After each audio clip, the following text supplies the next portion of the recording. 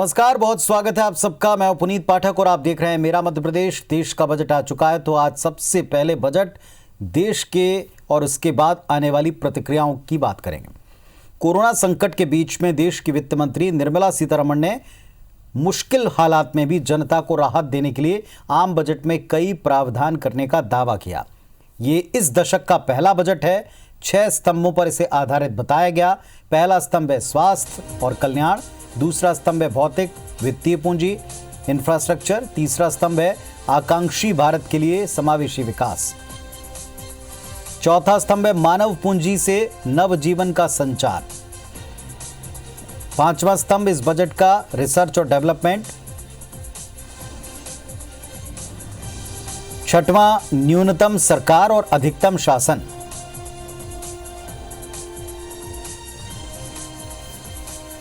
और corona virus के मद्देनजर अब की बार आम आदमी की सेहत का पूरा ख्याल किया गया। मोदी सरकार ने सेहत से जुड़ा हेल्थ का जो बजट था 2,23,846 करोड़ का इस बजट में प्रावधान किया है हेल्थ सेक्टर के लिए। आत्मनिर्भर स्वस्थ भारत योजना का ऐलान किया, इसकी घोषणा की, और साथ में वैक्सीनेशन के लिए भी एक राशि का एलोकेशन किया है।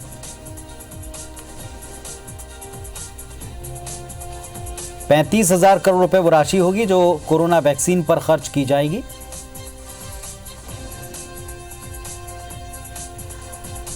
हेल्थ का बजट बढ़ाकर 2,23,846 करोड़ रुपए किया गया है। तो दिन भर आज इस बजट का विश्लेषण जारी है। इस बजट को लेकर लगातार चर्चाएं हैं। पेट्रोल डीजल पर सेस लगाया गया है। तकरीबन आधा दर्जन ऐसी कमोडिटी हैं जिनके ऊपर सेस लगाया है कृषि के नाम पर, और इससे आने वाली जो आय है, इनकम है, इसे कृषि के इंफ्रास्ट्रक्चर पर खर्च करने का सरकार का इरादा है। हालांकि दावा बार बार किया गया कि जो पेट्रोलियम प्रोडक्ट के ऊपर लगने वाला कृषि का सेस है उसका आम लोगों पर असर नहीं पड़ेगा, बल्कि ये कंपनियों से वसूला जाएगा।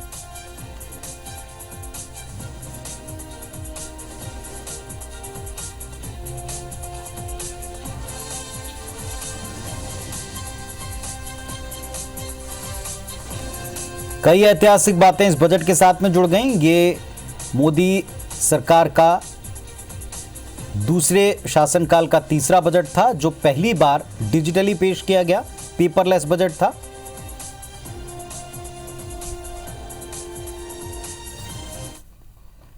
चलिए अब इसकी प्रमुख बातें समझने का प्रयास करते हैं और लगातार आपको हर बुलेटिन में बताएंगे कि क्या खास प्रावधान है।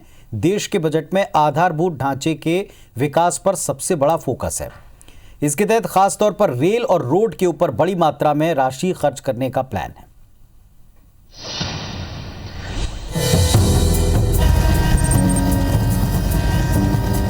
मोदी सरकार के इस दशक के पहले बजट में इंफ्रास्ट्रक्चर में निवेश पर खास जोर दिखा। रेलवे के लिए राष्ट्रीय रेल परियोजना 2030 की शुरुआत होगी, जिसमें मेक इन इंडिया पर बल दिया जाएगा। सरकार ने रेलवे के लिए 1,10,055 करोड़ रुपए बजट में दिया है। ट्रेनों में नए लग्जरी कोच लगाए जाएंगे। मेट्रो रेल के लिए 11,000 करोड़ रुपए दिए हैं। चेन्नई मेट्रो के दूसरे चरण के लिए 63,000 करोड़ का प्रावधान है। मेट्रो लाइट और मेट्रो नियो सेवा जल्द शुरू की जाएंगी। बजट में इंफ्रास्ट्रक्चर पर खर्च में अभूतपूर्व वृद्धि के साथ साथ कई व्यवस्थागत सुधार किए गए हैं, जिसका बहुत बड़ा फायदा देश में ग्रोथ और जॉब क्रिएशन, रोजगार के लिए बहुत लाभ होगा। वहीं सड़क परियोजना में भी सरकार ने भारी निवेश की योजना बनाई है, जिसमें पब्लिक ट्रांसपोर्ट सिस्टम का जाल बिछाया जाएगा। पब्लिक बस के लिए 18,000 करोड़ रुपए, 11,000 करोड़ रुपए पब्लिक ट्रांसपोर्ट सिस्टम पर खर्च होंगे। 13,000 किलोमीटर की सड़कें बनाई जाएंगी। राष्ट्रीय राजमार्गों के लिए 3.3 लाख करोड़ खर्च होंगे। अगले 3 साल में नेशनल हाईवे पर 1.18 लाख करोड़ रुपए खर्च होंगे। NHAI के लिए 5,000 करोड़ रुपए, बंगाल में 25,000 करोड़ खर्च होंगे, जिसमें 675 किलोमीटर नए हाईवे बनेंगे। केरल में 1100 किलोमीटर हाईवे बनेगा। सड़क परिवहन मंत्रालय को 1.1 लाख करोड़ रुपए दिए जाएंगे। असम में हाईवे के लिए 19,000 करोड़ रुपए खर्च होंगे। अधोसंरचना विकास के लिए 5,50,000 करोड़ रुपए। लेकिन पूंजीगत व्यय से तेजी से आर्थिक गतिविधियां बढ़ेंगी और रोजगार के नए अवसरों का सृजन होगा। रेल और सड़क के साथ बिजली सुधार के लिए भी सरकार 3 लाख करोड़ से अधिक लागत की योजना बनाएगी। वहीं शिपिंग इंडस्ट्री में रोजगार के नए अवसर भी पैदा किए जाएंगे। Bureau report, IBC 24। मोदी सरकार के इस बजट में शिक्षा को विस्तार देने और उसके आधुनिकीकरण का पूरा फोकस दिखाई पड़ा। ग्रामीण क्षेत्र में प्राथमिक शिक्षा पर बड़ा निवेश करने का ऐलान हुआ।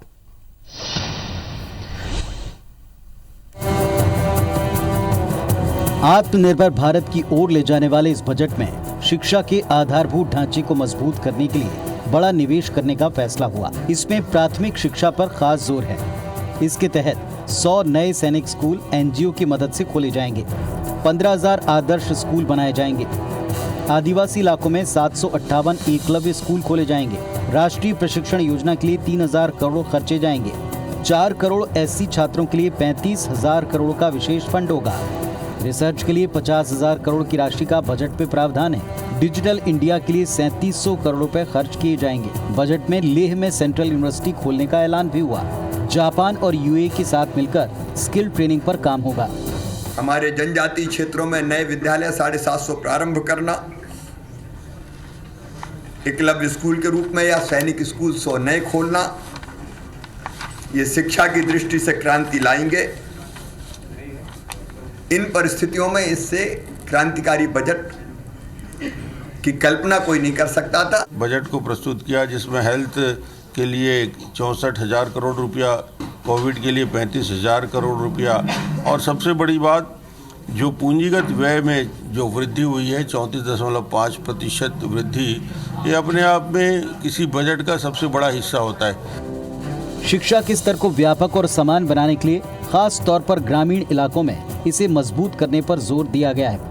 राष्ट्रीय शिक्षा नीति 2020 के लिए हायर एजुकेशन कमीशन का गठन किया गया है। आदिवासी इलाकों के लिए विशेष नीति बनाए जाने का फायदा खास तौर पर छत्तीसगढ़ को होगा। Bureau report, IBC 24। और अब इस पर प्रतिक्रियाओं की बात करें तो बजट को लेकर मुख्यमंत्री शिवराज सिंह चौहान ने प्रतिक्रिया दी। उन्होंने कहा कि बेहद संतुलित बजट। माननीय वित्त मंत्री जी ने जो बजट प्रस्तुत किया है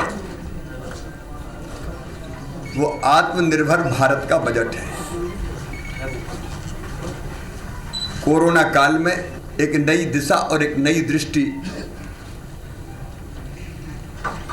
देश के विकास और जन कल्याण की इस बजट में दी गई है।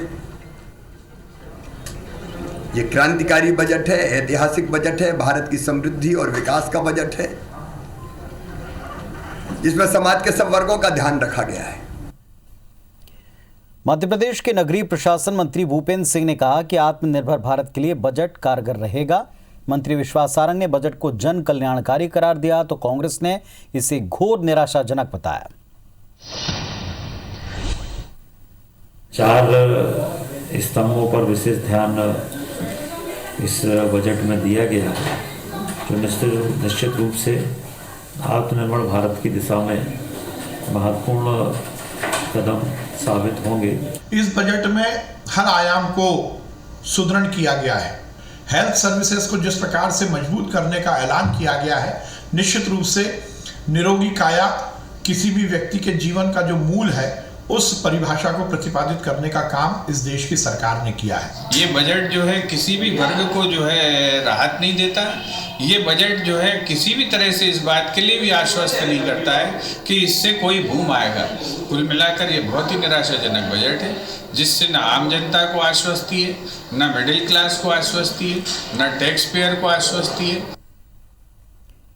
आम बजट को लेकर महिलाओं ने मिलीजुली प्रतिक्रिया दी। बजट के कई प्रावधानों पर महिलाएं खुश दिखीं, लेकिन महंगाई पर कंट्रोल की कोई उपाय न दिखने से नाराजगी भी थी।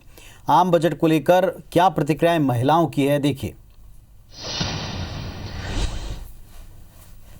देश का आज आम बजट पेश हुआ है। 21-22 को लेकर एक बड़ी जो बिसात है वो पेश करने की कोशिश की गई है। हर वर्ग को कुछ ना कुछ देने की कोशिश की गई है, लेकिन इस बजट को लेकर सबसे ज़्यादा जो उम्मीदें थी वो महिलाओं को थी, गृहिणियों को थी, उद्यमियों को थी।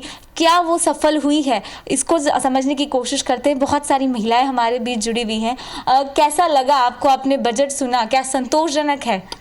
बजट देखा जाए तो ओवरऑल कोविड समय के हिसाब से बहुत सामान्य रहा, परंतु वर्किंग वुमेन्स के लिए हमें कुछ थोड़ी उम्मीद थी कि टैक्स में कुछ हमें डिडक्शन मिलेगा। वो उम्मीद हमारी नहीं पूरी हुई, तो हम हमारे मंत्री जी से उम्मीद करते थे कि हम लेडीज़ को खासकर कुछ छूट और बढ़ाकर देती तो हमें ज़्यादा खुशी होती। बताइए मुझे कैसा लगा आपको ओवरऑल बजट? गृहिणी के लिहाज से आप कैसे समझती है? क्या संतोषजनक है? अब महंगाई से थोड़ी निजात मिल पाएगी क्या?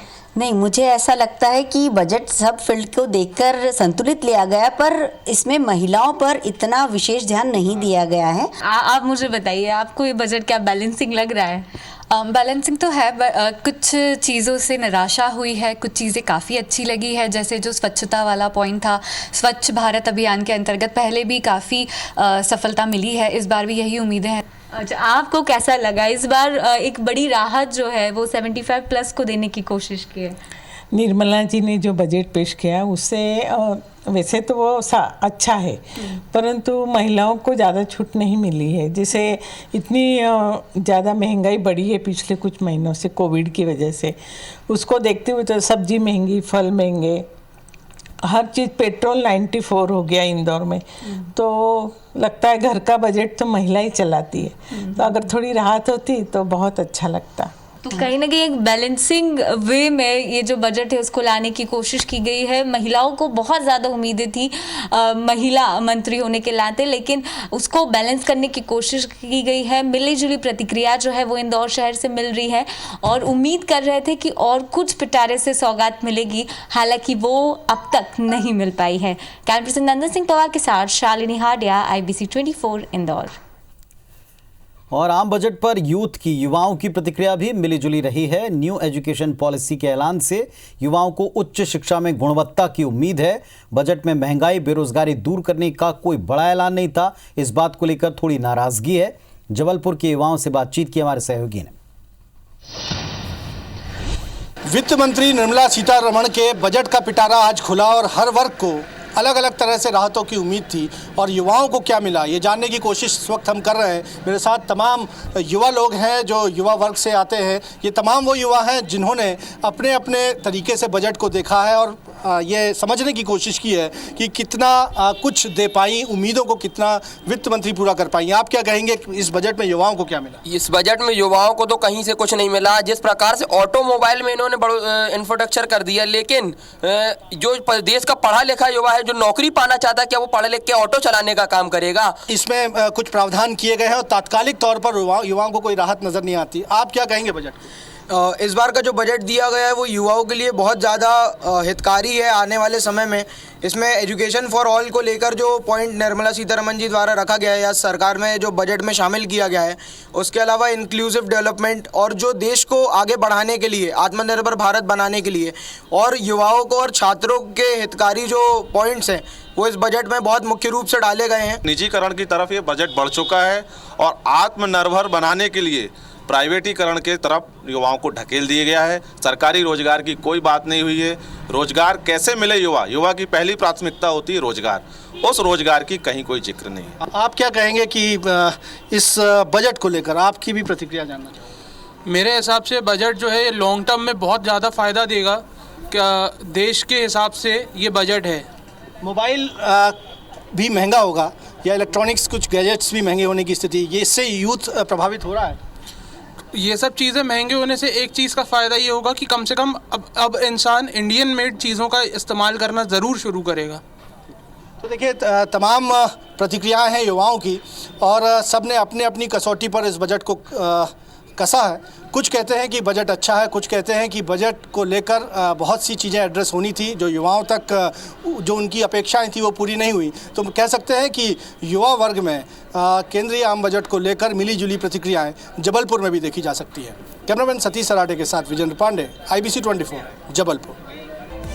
सुप्रीम कोर्ट ने ट्विटर, फेसबुक जैसे सोशल मीडिया प्लेटफॉर्म को विनियमित करने का कानून बनाने और नफरत फैलाने वाली सामग्री और फर्जी खबरों को कथित तौर पर फैलाने वालों के लिए उन मंचों को जिम्मेदार बनाए जाने का अनुरोध करने वाली याचिका पर केंद्र और अन्य से सोमवार को जवाब मांगा।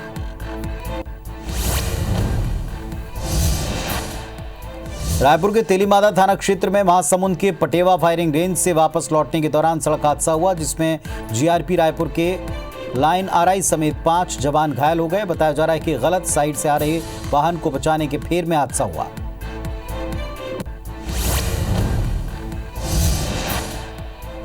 रीवा जिले में बस स्टैंड के पास कार सवार बदमाशों ने 25 साल के युवक की गोली मारकर हत्या कर दी। युवक की मौके पर मौत हो गई। समान थाना क्षेत्र के इलाके का मामला है। पुलिस अब इसकी जांच कर रही है।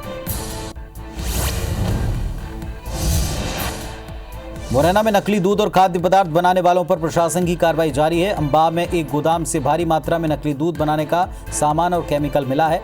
3 बोरे माल्टोस के 2 टिन रिफाइंड ऑयल, 1 केन लिक्विड पाउडर और 3 केन हाइड्रोजन पेरोक्साइड जब्त किया गया। ये सामान नकली दूध, मावा, पनीर बनाने में इस्तेमाल होता है। चलिए कुछ अन्य खबरें भी देखते हैं। मध्य प्रदेश में कांग्रेस ने आगामी नगरीय निकाय चुनाव की तैयारियां तेज कर दी, लेकिन ये चुनाव कांग्रेस के दिग्गज नेताओं के लिए परीक्षा है और अपनी सियासी जमीन बचाने की चुनौती भी। भोपाल, सागर, ग्वालियर नगर निगम जिताने का जिम्मा दिग्विजय सिंह को सुरेश पचौरी के साथ उनके समर्थकों को दिया है। इंदौर में सज्जन सिंह वर्मा और जीतू पटवारी की परीक्षा है। खंडवा और बुरहानपुर में अरुण यादव को अपना दम दिखाना पड़ेगा। जबलपुर में विवेक तनखा, जबकि रीवा सतना में अजय सिंह की साख दांव पर होगी। पिछले चुनाव में नजर डालें तो कांग्रेस के कई दिग्गज नेता अपनी जमीन को खोते दिखे हैं और ऐसे में इन नेताओं के घटते जनाधार पर बीजेपी तंज कस रही। नगरीय निकाय चुनाव में कांग्रेस पार्टी पूरी ताकत से कमर कस चुकी है और जनता के बीच में जाके जनता से आग्रह कर रही है कि ये चुनाव हिंदुस्तान के किसान, मजदूर, गरीब को न्याय दिलाने का है और जो भय, भूख और भ्रष्टाचार नगरीय निकायों में इन्होंने चलाया उसे खत्म करते हुए देश की सरकार को आगे लाए। जहां तक बात नगरीय निकाय चुनाव की है तो हम यानी भारतीय जनता पार्टी मध्य प्रदेश की जनता की कृपा और आशीर्वाद से इस बात को लेकर सुनिश्चित हैं कि नगर निकाय के चुनाव में भी आशीर्वाद उसने कांग्रेस पार्टी की बजाय भारतीय जनता पार्टी को प्राप्त होगा और हम सब पुनः जनता की सेवा करेंगे, चाहे वो नगर पालिका हो, नगर निगम या पंचायत हो। भोपाल में प्रदेश कांग्रेस दफ्तर में कांग्रेस की अनुशासन समिति की एक महत्वपूर्ण मीटिंग हुई। समिति के अध्यक्ष भारत सिंह कुशवाहा की अध्यक्षता में इस अहम बैठक में अनुशासनहीनता के मामलों पर विचार किया गया। बैठक में देवास, उज्जैन और अन्य एक मामले में कांग्रेस से निलंबित नेताओं से समिति ने उन पर की गई कार्रवाई को लेकर उनका पक्ष जाना। समिति के कार्यकारी अध्यक्ष और कांग्रेस के संगठन प्रभारी चंद्र प्रभाष शेखर ने कहा कि अभी तक अनुशासन समिति के पास 17 से 18 प्रकरण आए, जिसमें से आज 3 की सुनवाई हुई। बैठक में अनुशासनहीनता करने वालों का पक्ष जाना गया। अब अनुशासन समिति इन मामलों की जांच कर आगामी बैठक में इस पर फैसला लेगी।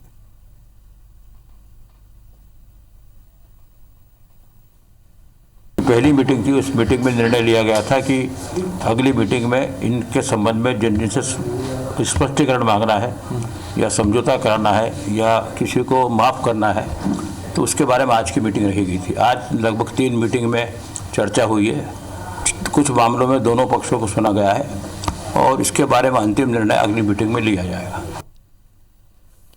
मध्य प्रदेश सरकार राष्ट्रीय और अंतर्राष्ट्रीय स्तर पर मेडल लाने वाले खिलाड़ियों को सरकारी नौकरी देगी। गृह मंत्री नरोत्तम मिश्रा ने मीडिया से बात करते हुए बताया कि गृह विभाग हर साल 60 खिलाड़ियों को नियुक्ति देगा। ये नियुक्तियां बगैर किसी प्रतियोगी परीक्षा के होंगी। नरोत्तम मिश्रा ने यह भी कहा कि इसके लिए चयन समिति बनाई जाएगी, जिसमें खेल विभाग के अफसरों के साथ गृह विभाग के अधिकारी होंगे, जो राष्ट्रीय अंतर्राष्ट्रीय स्तर के खिलाड़ियों को मध्य प्रदेश में नौकरी देने के लिए चुनेंगे।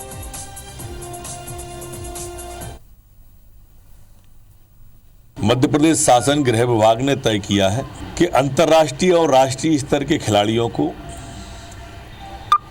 पुलिस विभाग में बगैर लिखित परीक्षा एवं शारीरिक परीक्षा के सीधी भर्ती दी जाएगी। लगभग उप निरीक्षक और आरक्षक ऐसी 60 भर्ती प्रति वर्ष होगी, जो एक अलग से हम समिति बनाएंगे। उसमें चयन समिति में खेल विभाग के वरिष्ठ अधिकारी पुलिस विभाग के साथ में रहेंगे, जो सीधी भर्ती इनकी करेंगे।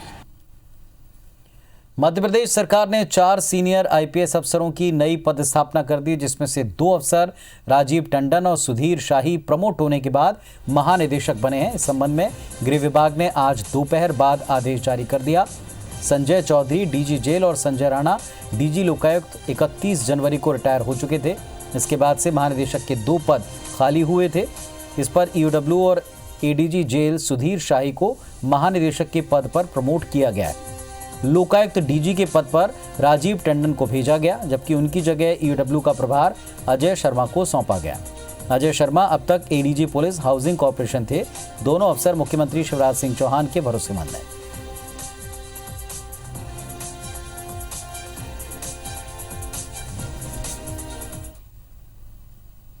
तो इस बुलेटिन में फिलहाल इतना ही। खबरों अपडेट्स के लिए आप देखते रहिए IBC 24।